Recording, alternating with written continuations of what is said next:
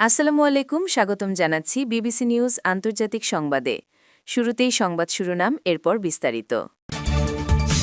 ইরানে কাল ইসলামী বিপ্লব দিবস, মিছিল হবে ১,৫০০ শহরে। এবার নাইজেরিয়ায় সেনা পাঠাচ্ছে যুক্তরাষ্ট্র। কাতারে মোবাইল মিসাইল লঞ্চার মোতায়েন করল যুক্তরাষ্ট্র। হঠাৎ সৌদি যুবরাজের সঙ্গে ব্রিটিশ যুবরাজের বৈঠক। দর্শক, এতক্ষণ শুনছিলেন সংবাদ শিরোনাম। এখন বিস্তারিত।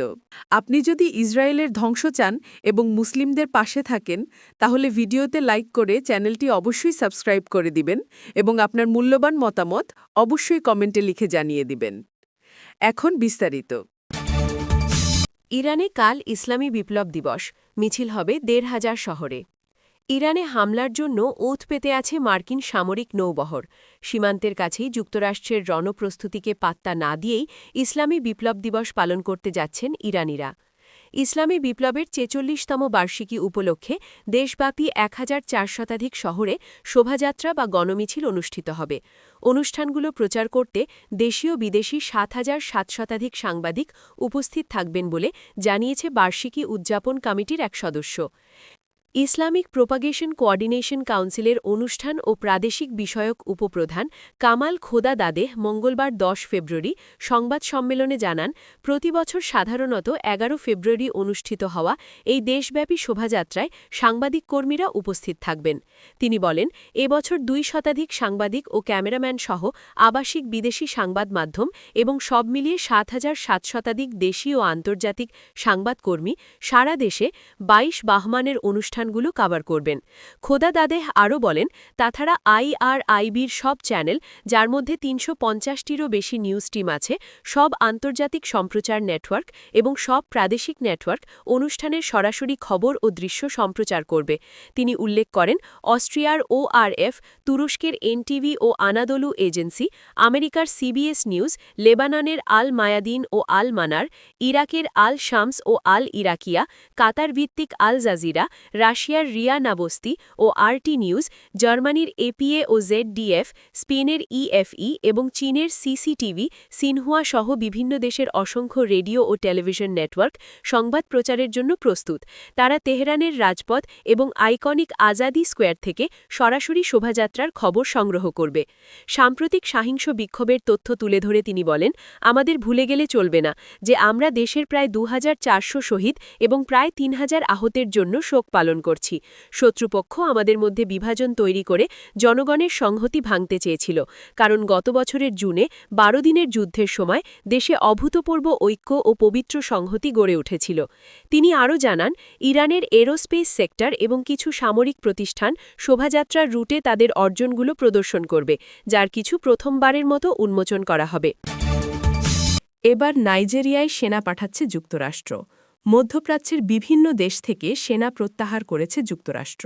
সর্বশেষ ইরাকের একটি ঘাঁটি খালি করে দেশে ফিরে গেছে মার্কিন সেনারা। ওয়াশিংটন এবার নজর দিয়েছে আফ্রিকায়। এই মহাদেশের দেশ নাইজেরিয়ায় ২০০ সেনা পাঠানোর পরিকল্পনার কথা জানিয়েছে প্রেসিডেন্ট ডোনাল্ড ট্রাম্প প্রশাসন।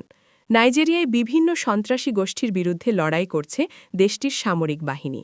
এই লড়াইয়ে তাদের সহায়তার অংশ হিসেবে প্রশিক্ষক হিসেবে সেখানে সেনা মোতায়েন করছে যুক্তরাষ্ট্র। তবে মার্কিন সেনারা সেখানে সরাসরি কোনো অভিযানে অংশ নেবে না বলে ট্রাম্প প্রশাসন জানিয়েছে। এর আগে সম্প্রতি নাইজেরিয়ায় ইসলামিক স্টেটের অবস্থানে বিমান হামলা চালিয়েছিল মার্কিন সেনারা।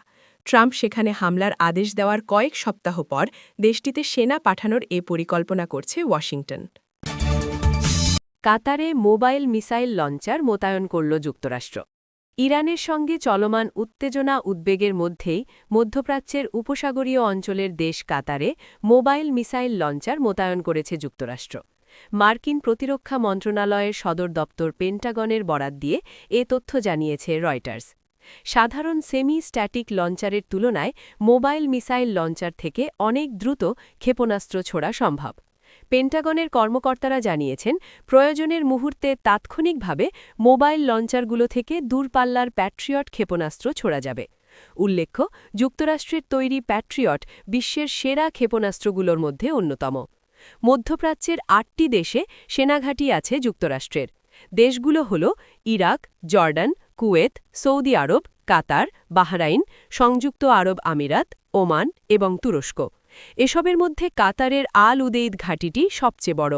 2025 সালের জুন মাসে সংঘাতের সময় ইরানের ছোড়া ক্ষেপণাস্ত্রে ঘাঁটিটির ক্ষয়ক্ষতি হয়েছিল। মোবাইল মিসাইল লঞ্চার মোতায়েনের জন্য সেই আল উদেইদ ঘাঁটিই বেছে নিয়েছে যুক্তরাষ্ট্র। ইরানের পরমাণু প্রকল্প নিয়ে প্রায় 2 যুগ ধরে তেহরানের সঙ্গে উত্তেজনা চলছে ওয়াশিংটনের। 2016 সালে ডোনাল্ড ট্রাম্প প্রথম মেয়াদে যুক্তরাষ্ট্রের প্রেসিডেন্ট নির্বাচিত হওয়ার পর এ উত্তেজনা বাড়তে থাকে।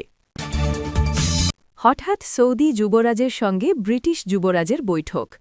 সৌদি আরবে প্রথমবারের মতো আনুষ্ঠানিক সফরে গেছেন ব্রিটেনের রাজ পরিবারের গুরুত্বপূর্ণ সদস্য যুবরাজ উইলিয়াম। আজ মঙ্গলবার 10 ফেব্রুয়ারি এ তথ্য জানিয়েছে সৌদি সংবাদ মাধ্যম আল আরাবিয়া 3 দিনের সফরের অংশ হিসেবে সৌদি যুবরাজ মোহাম্মদ বিন সালমানের সঙ্গে বৈঠক করবেন উইলিয়াম। সাম্প্রতিক সময়ে উপসাগরীয় দেশটির সঙ্গে অর্থনৈতিক সম্পর্ক ভালো করার উদ্যোগ হাতে নিয়েছে লন্ডন। অল্প কিছুদিন পরই 2 দেশ কূটনৈতিক সম্পর্কের শতবর্ষ উদযাপন করতে যাচ্ছে। বুধবার শেষ হতে যাওয়া সফরের মূল সুর বাণিজ্য, জ্বালানি ও বিনিয়োগ খাতে সম্পর্ককে আরও দৃঢ় করা। দীর্ঘদিন ধরেই সৌদি ও ব্রিটিশ রাজপরিবারের মধ্যে সৌহার্দ্যপূর্ণ সম্পর্ক। রিয়াদকে উপসাগরীয় অঞ্চলের সবচেয়ে গুরুত্বপূর্ণ কৌশলগত অংশীদার হিসেবে বিবেচনা করে লন্ডন।